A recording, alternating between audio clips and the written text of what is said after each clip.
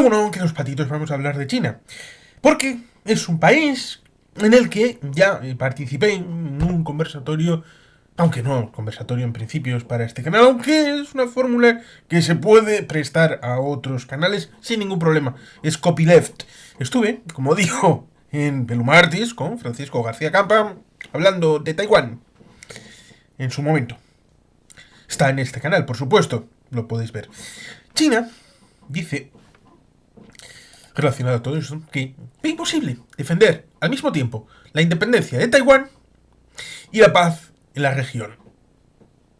Es un tema que a veces se plantea por los países, no diré alguno en concreto, pero se plantea en el sentido de que solamente con la garantía de los intereses particulares de un determinado país es solamente posible la garantía de la paz en todo el entorno. Como si se pudiera proyectar esos intereses particulares de un país sobre el conjunto de la región y más a más.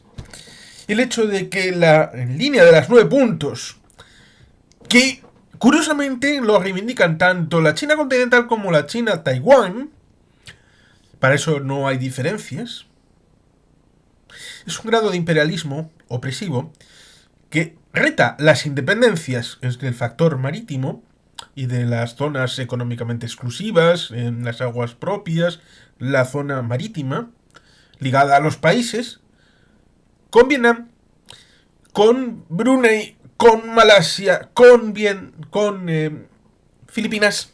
Hay una sentencia respecto de Filipinas que establece el marco de referencia internacional sobre la razón que le asiste sobre estos lugares de las islas Spratly, Paracelso, pescadores. Si vamos, no solamente en esa bolsa de la China meridional, del mar este, que pudiera establecerse, lo he dicho alguna vez, como si Italia reivindicara la totalidad del mar Mediterráneo para sus propósitos. ¿Dónde estarían los intereses de España, de Francia, de Marruecos, de Argelia, de Túnez, de Libia, de Egipto, de Grecia, de Albania? ¿Dónde estarían? Da igual. Italia, por todas las cosas. China quiere esto.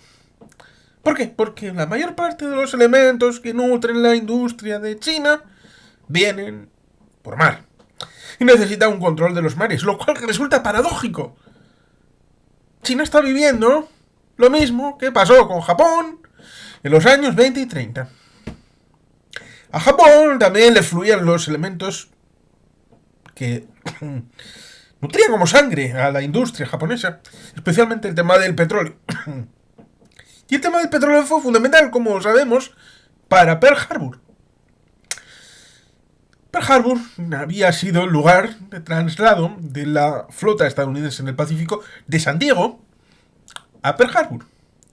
Una avanzada en Hawái que había sido tomada de aquella manera y seguro que requeriría, si no hay algún libro, que espero que sí, sobre todo en inglés, en castellano no sé si hay algún vídeo o algún elemento amplio acerca de ese momento de 1898, 99, 1900, en el que Hawái hay un golpe de estado, hay un cambio de dinastía para luego pasar a ser una república y luego estar anexado a los Estados Unidos de una manera bastante poco edificante, pero tampoco el imperialismo suele ser edificante, con lo cual ahí tenemos bastante que decir para tener una memoria histórica.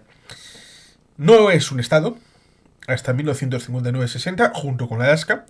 El anterior estado, el 48, había sido Arizona en 1912. Era un territorio incorporado todavía, como lo mismo que ahora es Guam, el territorio del país. Era una avanzadilla. Y Estados Unidos le prohibió, no solamente a Japón, también a Venezuela y a México, comerciar petróleo con Japón. El coágulo que se siente respecto de China, si Taipei, si Taiwán es un país independiente, permitirá las relaciones comerciales y también militares con el país resultante. Y sería una suerte de fosilización de la cadena de primera, segunda y tercera cadena logística, pero también de defensa, que constriñe la salida al mar de China. O por lo menos esa es la perspectiva que ellos tienen. De otro lado, resulta interesante porque lo mismo que con el caso de Rusia, que mira hacia Ucrania como si necesitara tierra. En el caso de China no es que necesite tierra. Necesita el control de los mares porque no se fía de ninguno de los países. Y es un poco China contra el mundo. Una situación en la que ellos necesitan dominar físicamente tanto la zona de la China meridional, del mar de la China meridional, con todos esos islotes artificiales o reforzados artificialmente, para poder ir direccionar hacia el sur.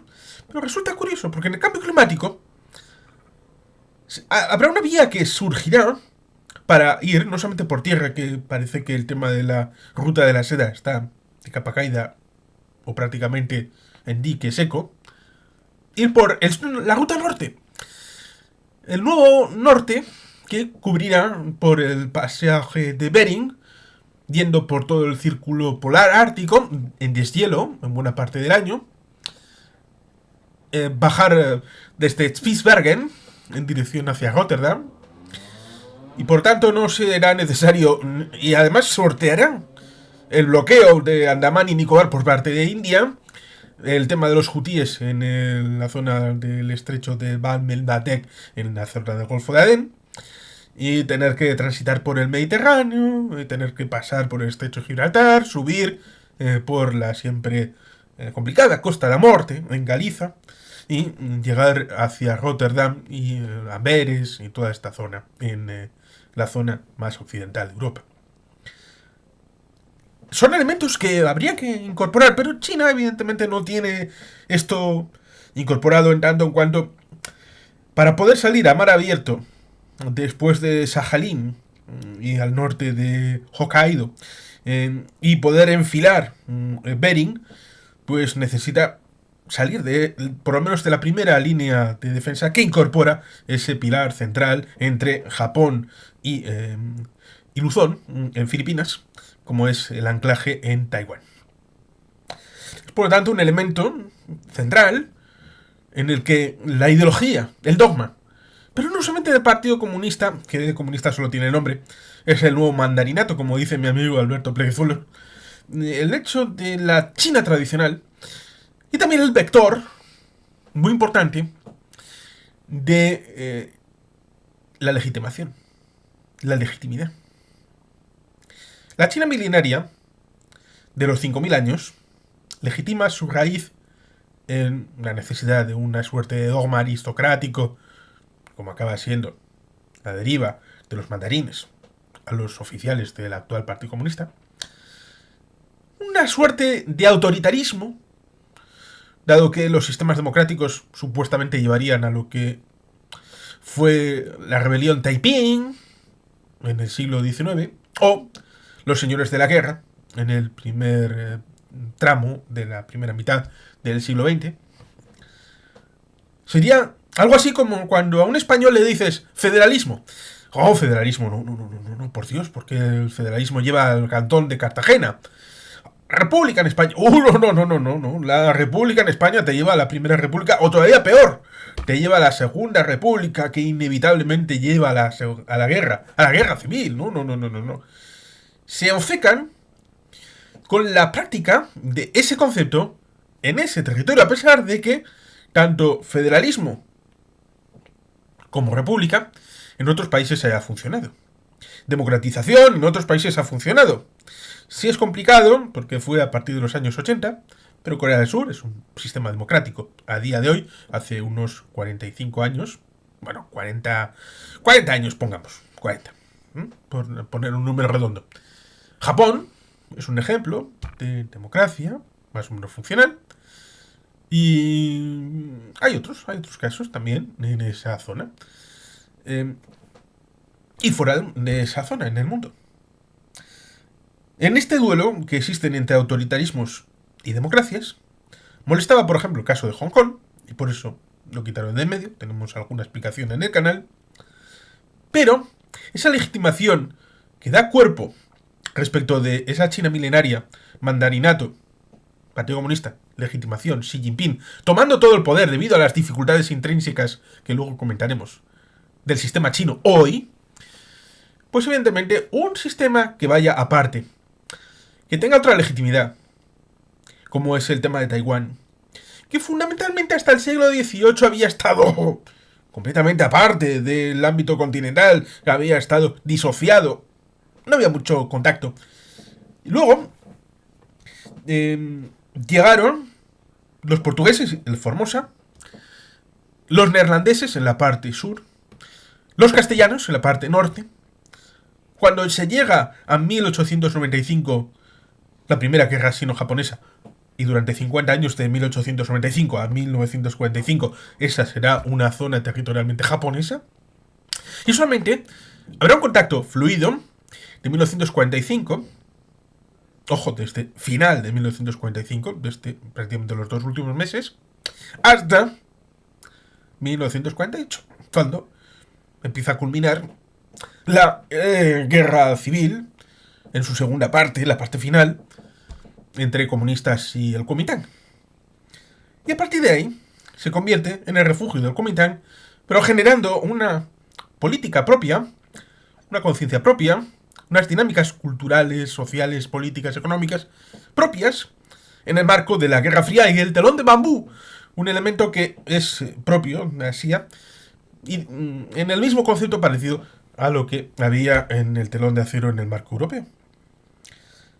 Es por lo tanto un esquema de cosas en el que es disruptivo el hecho de la existencia de Taiwán, la ruptura respecto de la China que tiene hasta el 72 el asiento en Naciones Unidas que es Taiwán, el acuerdo con Nixon y Kissinger de la diplomacia triangular y el hecho de la exclusión. Si tienes relaciones con China-Taiwán, no las tienes con China continental. Y eso llevó a Xiomara de Castro, a Honduras, a repudiar a Taiwán y firmar acuerdos con la China llamada popular. Y eso es lo que pasa con Paraguay, para el caso de Mercosur, que hemos hablado alguna vez respecto de que, dado que tiene que poseer unanimidad para los acuerdos comerciales, si Argentina, Brasil y Uruguay, sobre todo Uruguay, la calle Pou quiere hacer el acuerdo con, resulta curioso, un liberal, como la calle Pou quiere hacer un acuerdo con los supuestos comunistas de China, un acuerdo comercial de libre cambio. Es por eso, resulta curioso, que claro, como tiene por unanimidad, Paraguay reconoce a Taiwán, no tiene relaciones con la China popular. Son pocos los países que ya quedan que tienen relaciones con Taiwán formalmente. Luego, todos sabemos, por ejemplo, que Israel ha tenido malas relaciones con diversos países asiáticos y africanos. Pero sobre la cuerda, bajo manga, tenían relaciones. No eran oficiales, no había intercambio de embajadores, pero todos sabíamos que había relaciones entre diversos países con Israel. Era más que evidente. Otra cosa es el juego de la diplomacia, de lo formal, el tema de la alteridad, pero siempre hay relaciones fuera del marco diplomático. Cosa que tendríamos que haber aprendido, porque cuando finaliza la Primera Guerra Mundial, Woodrow Wilson establece no solamente los 14 puntos, sino también luego lo que sería el germen de la Sociedad de Naciones, la idea de banear la diplomacia secreta. Y después siguió existiendo la diplomacia secreta. Acuerdos más o menos bajo cuerda, secretos, discretos, incluso con cláusulas que solamente se supieron décadas después, como el Molotov-Ribbentrop del 23 de agosto de 1939. Y por tanto, cuando vemos esta historia de que China ve imposible defender al mismo tiempo la independencia de Taiwán y la paz regional, está enfocándose en sus propios intereses, apantallándolos como si fueran bien global, bien universal. Cuando, si fuera por territorios, por recursos, no lo necesitan. Pero es que si saliera mal el tema de Taiwán para con la propia China continental, se reabriría el tema de Hong Kong, tal vez por ósmosis se abriría el tema de Macao, estaría el tema de Xinjiang, donde hay unos muchachos, los uigures, que están sufriendo unas prácticas que no definiré, no pondré adjetivo, pero son criminales, en cualquier caso, y está el tema del Tíbet, que son elementos que tienen profundidad estratégica para el marco general de China.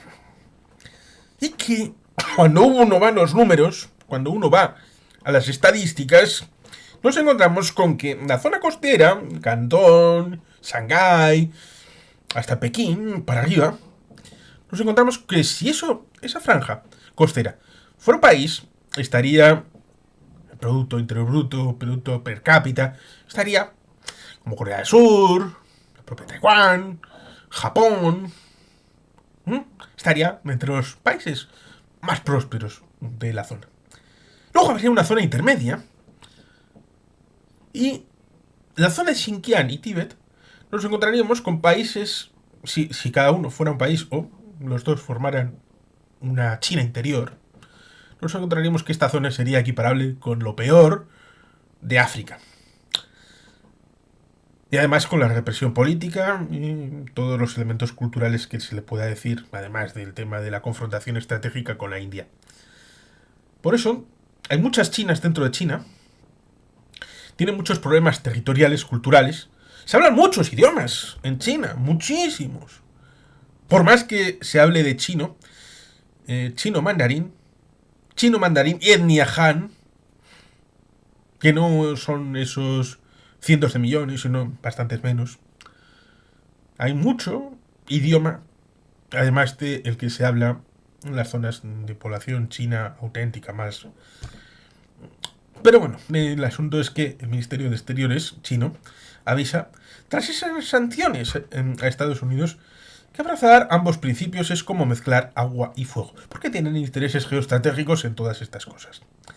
El Ministerio de Exteriores de China ha avisado a Estados Unidos que resulta imposible defender al mismo tiempo los conceptos de la independencia de Taiwán y la paz de la región, según una declaración formulada después de que el gigante asiático promulgara sanciones contra 3 empresas estadounidenses y 10 altos cargos de compañías de la industria de defensa en respuesta a la venta de armamento del gobierno de la isla. La independencia de Taiwán y la paz en el estrecho de Taiwán son conceptos incompatibles, como el agua y el fuego, ha avisado la portavoz del Ministerio de Exteriores, Mao Ning, sobre la decisión adoptada por su cartera. Las empresas sancionadas son Edge Autonomous Operation, Huntington Ingalls Industries, Skidio, a las que Pekín acusa de socavar la soberanía y la integridad de China. Se congelarán sus bienes, muebles e inmuebles, y otros tipos de bienes dentro del territorio. Tendrán prohibido participar en las acciones relevantes, cooperación y otras actividades, ha apuntado. Asimismo, ha especificado que entre los 10 individuos sancionados se encuentran Steven Rudder, fundador de Cocker Rudder, James Hikes, vicepresidente de Sierra Nevada Corporation, David Sutton, director de Lockheed Martin en Asia, Patrick Jankowski, director de programas para el Indo-Pacífico de Northrop Grumman, y Josh Brungard, director de operaciones de Edge Autonomous Operation. La portavoz ha asegurado además que cualquier intento por parte de Taiwán de enfrentarse por las armas contra las ambiciones soberanistas de Pekín sobre la isla estará abocado al fracaso absoluto. Como una mantis bajo las ruedas de un carro, ha expresado la portavoz antes de reprochar la insistencia de Estados Unidos en entregar armas a Taiwán en una postura que solo empujará a la isla a un escenario de guerra y peligro. En rueda de prensa recogida por el diario estatal chino Global Times. Sobre esto último, si se puede o no entrar en una situación de guerra o de invasión, Eso lo comentamos, como he dicho al principio, en el tema de Blue Martins con Francisco García Campa, y está en este canal para el que quiera ir a echarle un vistazo a lo que comentamos en ese momento. Yo no creo que vaya a haber una invasión. Es un momento complicado. El tema inmobiliario, en el tema de China, es bastante relevante, el decirlo. El tema económico.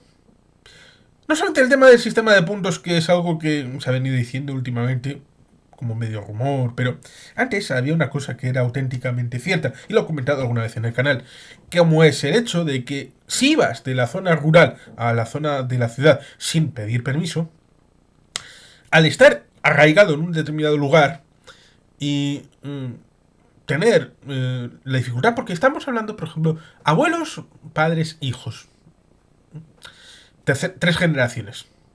Si la generación intermedia, que está en edad de trabajar, iba a la zona costera para obtener recursos porque en la zona intermedia de China y la zona del interior no había suficientes recursos y por eso se estaba sobrecargando, sobre todo en la zona costera, en no hacerlo, con permiso, revertía en tener dificultades para el empadronamiento, a pesar de tener una vivienda, y el no estar empadronado formalmente le llevaba a perder derechos respecto de la posibilidad de centros educativos, centros sanitarios, y por eso la primera generación, la de los abuelos y la de los nietos, la de los hijos, se quedaba en el pueblo, que es algo curioso porque lo hemos visto en Maracaibo, la segunda ciudad de Venezuela, que ha pasado exactamente lo mismo. Y eso revela, en el caso de China, un censo movido al interior, a la zona costera. En el caso de Venezuela, al exterior, con exilio de un tercio de la población, revela ineficiencias y capacidad de afrontar esos desafíos cuando se dice, alguna vez alguno lo ha dicho, que China necesita un sistema autoritario para poder sobrevivir, porque solamente desde ese sistema autoritario es posible hacer extracción de rentas para poder obtener esos recursos y tratar de igualar la zona intermedia no costera, pero sí cercana, y la zona del interior, con infraestructuras que son costosísimas, sobre todo para ir al Astra, los trenes en estas zonas de altura, las infraestructuras también en el ámbito de la defensa, para la proyección, no solamente en dirección hacia la India y la zona de Nepal, sino también para la zona de Asia Central, de Afganistán y más allá, y la proyección hacia Siberia y Mongolia. Por tanto, los desafíos no solamente son en la zona de el Asia-Pacífico, la zona de la franja costera, sino también el desafío está en toda la media luna, que va desde India a Nepal, en dirección hacia la zona lindante Siberia-Mongolia. Es por tanto un desafío importante. Y teniendo lo que tienen, son muchos millones de habitantes y con muy poca renta per cápita en global. Es por tanto complicado. Complicado el panorama, sobre todo teniendo la política de hijo único hasta hace bien poco. El desequilibrio de muchos millones, hasta creo que 120. Hay más hombres, 120 millones más de hombres que mujeres.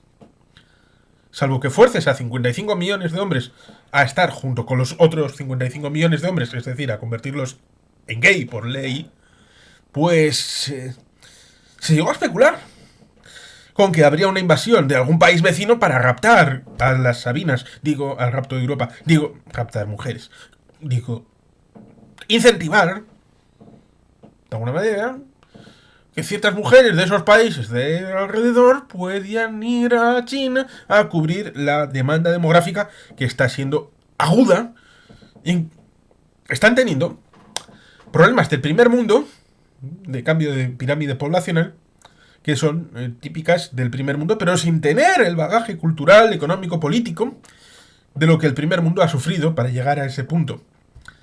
No tienen experiencia. Tienen problemas económicos, problemas inmobiliarios, problemas en diversos sectores que van concatenados. Tema comercial, tema de insumos que rompen en buena medida la cadena comercial.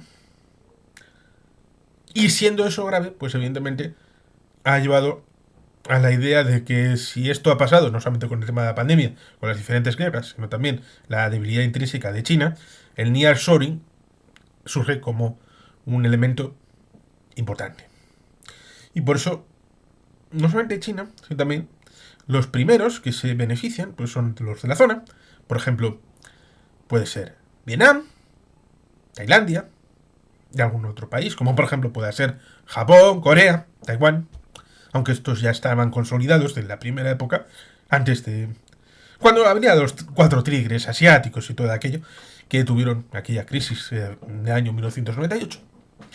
Pero luego ha habido una playa de países en esa zona que han querido seguir el ejemplo. China lo ha intentado y sigue teniendo en buena medida un valor añadido con un tope, con una tapadera hacia arriba que le constriñe, pero es una tapadera que no es impuesta por los demás, sino impuesta por ellos. Por eso nos encontramos noticias como esta, de una delegación de empresarios de Taiwán, que estos sí tienen interés y son libres, porque para tener un comercio libre y tener una economía que funcione, es necesario un sistema de garantías y un sistema de libertad para poder emprender estos elementos empresariales y de innovación y tener garantías para poder arriesgar el capital en aventuras económicas. Una delegación de empresarios de Taiwán visita Euskadi para conocer sus capacidades tecnológicas e industriales. Esto pasó el día 3 de octubre, jueves, en donde pues el consejero Mikel Jáuregui mostró los sectores y empresas punteras vascas y el Centro Tecnológico Ikerlan. Una delegación de empresarios de Taiwán vinculados a la Taiwan Global Cherry Friendship Social Foundation, invitados por la empresa vasca del sector de la gestión financiera TALDE, se encuentran de visita en aquel momento en Euskadi para conocer de primera mano sus capacidades tecnológicas e industriales de cara a analizar la posibilidad de realizar futuras inversiones. El consejero de Industria, Transición Energética y Sostenibilidad, Mikel Jáuregui, encabeza la representación del gobierno vasco que ha mostrado a los empresarios taiwaneses el ecosistema industrial, tecnológico y de innovación de Euskadi, incluyendo diferentes empresas punteras de los sectores de la microelectrónica y la inteligencia artificial, así como una visita al Centro Tecnológico Ikerlan, de la mano de su director general, Jon Echevarría. Situado en Arrasate, en Guipúzcoa, Ikerlan es un centro líder de transferencia tecnológica y la aportación de valor competitivo a la industria desde hace 50 años, que desarrolla soluciones integrales en los ámbitos de las tecnologías digitales e inteligencia artificial, sistemas electrónicos, embebidos y ciberseguridad, y tecnologías macatrónicas y en el ámbito de la energía, según ha explicado desde el gobierno vasco. Pertenece como cooperativa al grupo Mondragón. Está vinculado junto a otros 16 centros tecnológicos de la alianza BRTA, Basque Research and Technology Alliance. Durante la visita a las instalaciones de Ikerlan, la delegación taiwanesa ha podido conocer el laboratorio Digilab, que fue inaugurado en 2022 y es el primer laboratorio digital multitecnológico del Estado. Se trata de un espacio de 2.000 metros cuadrados que integra en un mismo emplazamiento infraestructura de última generación para investigación en diferentes tecnologías de vanguardia como la robótica colaborativa, ciberseguridad, safety y confiabilidad, comunicaciones 5G, inteligencia artificial y computación cuántica.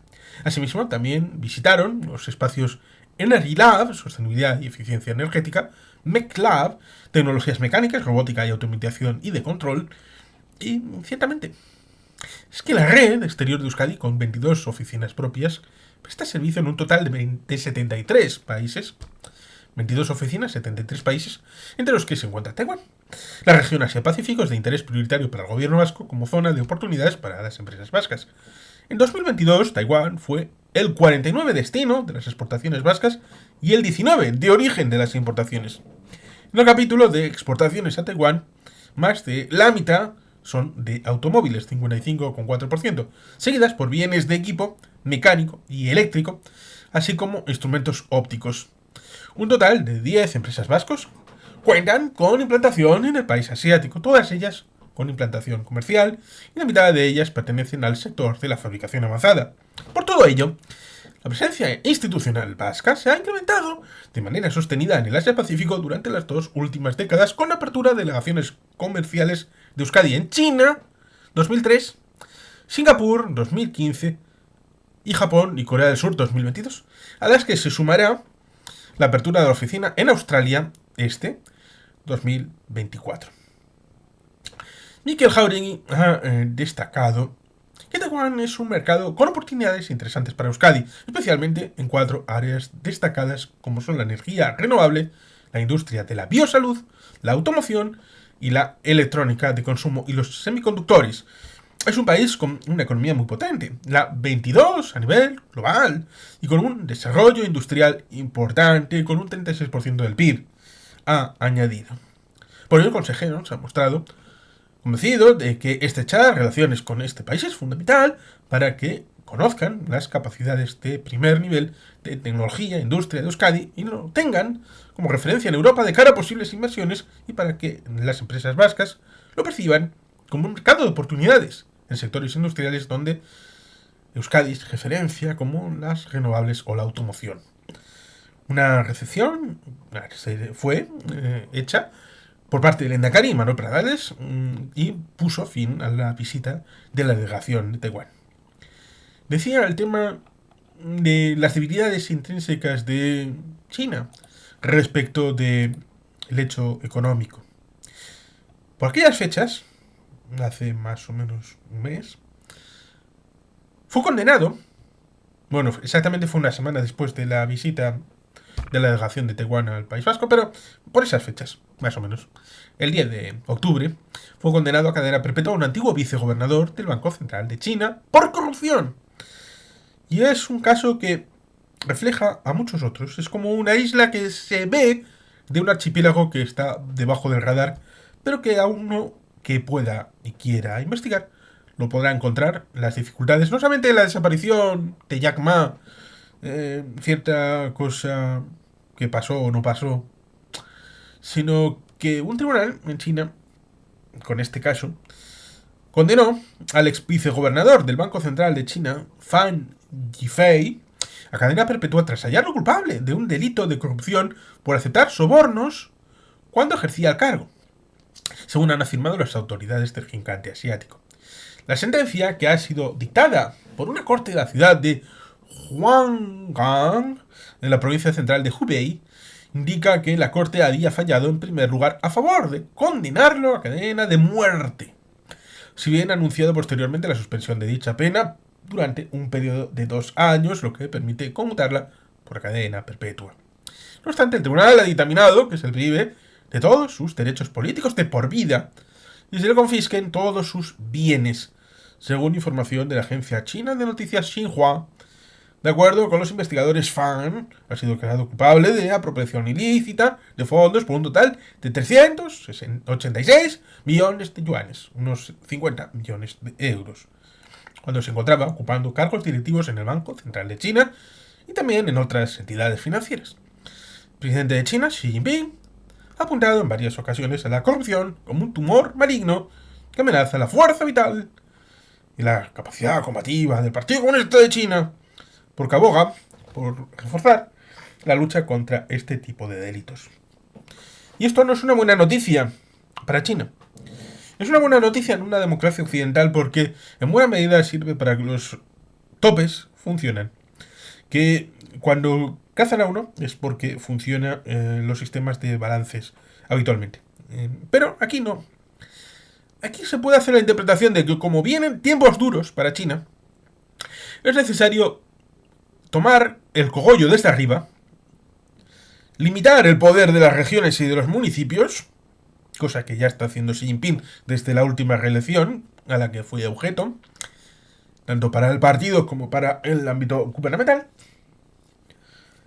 y tomar la decisión de buscar una cierta purga de algunos elementos, pero sin pasarse, un estilo Jodorowsky con Yukos en el caso de Rusia, coger a aquellos que no se han plegado o que tienen algunas ideas un poco locas, como le pasó para el caso de Jack Ma,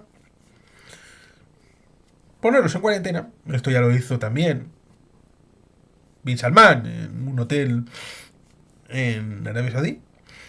Ponerlos en cuarentena y presentarse ante el pueblo como que hace cosas, no solamente en el discurso, sino en acciones concretas, para labrarse un cierto pedigrí que le servirá como colchón cuando las cosas vengan mal dadas de verdad. Por eso es interesante ver cómo la China próspera, que comenzó en los años 90, se ha ido estancando. Aquel país con Jiang Zemin, Hu Jintao, que ponía las presidencias en 2 mandatos de 4 o 5 años, casi como 2 presidencias de Estados Unidos, con una perspectiva también en China de los años 90 de apertura, y que en el comienzo del siglo XXI empezó a ir retranqueándose hasta que llega Xi Jinping y la cosa está un poquito malita. ¿Por qué? Pues porque el sistema de mandarinato remite a las dinastías de los emperadores de China.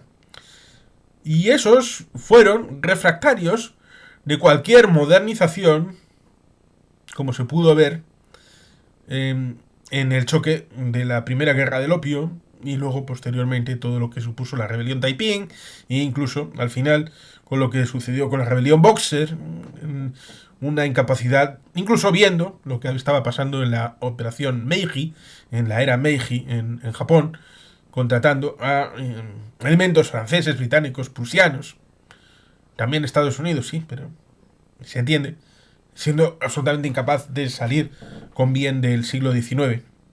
Y por tanto ese pasado pesa como una losa en la potencialidad de China de marcar una pauta del futuro con todos los desafíos que tiene, con todas las dificultades ocultas y que ya no se pueden ocultar respecto de esta situación. Y por eso está esta huida hacia adelante con el tema no solamente del mar de la China Meridional, la línea de 9 puntos, el tratar de apropiarse de todos los recursos naturales de gas, de hidrocarburos, en toda esta plataforma continental, con el asunto de que en principio nadie quiere la guerra. Ir a una guerra en esta zona sería ir como a la Primera Guerra Mundial en ámbito regional. Luego está, evidentemente, todos los problemas intrínsecos internos que tiene, y el más sangrante ahora es el de Taiwán, por esa lucha de la legitimidad dinástica y de la situación respecto de la salida y entrada de productos y servicios por vía marítima. Por eso, desde Pekín, tiene esta idea de no permitir bajo ningún concepto un cambio de estatus en una situación de Taiwán que siempre va a ser comprometida y problemática, pero, como decía Ortega, cierta conllevancia, y en ese sistema de cosas parece que todo el mundo está más o menos conforme. Es el estado en el que van a seguir las cosas y en el que, en principio, las amenazas de la propia China continental encauzarían la idea de que nadie tuviera la tentación de cambiar ese estatus y mantener... Pero claro, en algún momento ese estatus se va a romper. Va a cambiar. Porque es un globo que se mantiene, a pesar de que nadie lo infle o desinfle, se va a continuar moviendo y siempre alguien va a querer cambiar alguna cuestión, ya sea comprar armas, que es lo que ha pasado. Hasta los años 2000, Francia le vendió armas. Ahora ya no se atreven a hacerlo. Porque aquella China es distinta de esta. Para los intereses de Francia en China y de China en Francia. Es un juego complejo, endiablado, en el que aquel que quiera realmente la autodeterminación, la libertad de los pueblos, no tiene más que estar con Taiwán, eso está clarísimo. Pero enfrente, como le pasó a los británicos con Malvinas o Gibraltar en 1984, la misma Margaret Thatcher se arrugó frente a China, aquella China. ¿Qué no haría con esta China de hoy, no de 1984, sino de 2024? Por eso digo, es complicado. Incluso la Dama de Hierro tuvo su momento de flaqueza con Hong Kong. Taiwán no puede ser así. ya tenemos algún material para decirlo. Nos quedamos con esta noticia. Y sin más, queridos patitos, es que ricasco. Agur, berobat. Betty Gelpie.